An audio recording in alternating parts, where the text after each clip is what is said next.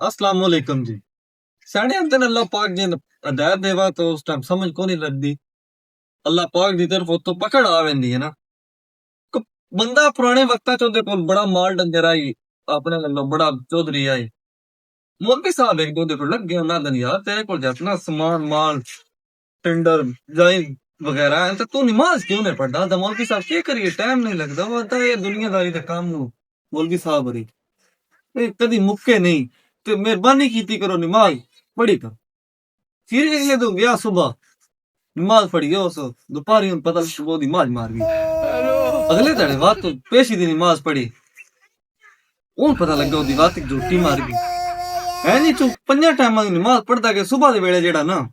ਉਹਦਾ ਕੱਟਾ ਜਿਹਾ ਨਾ ਉਹ ਬਚ ਗਿਆ ਤਾਂ ਉਹ ਬੜਾ ਕਰੂ ਹੀ ਆਈ ਨਾ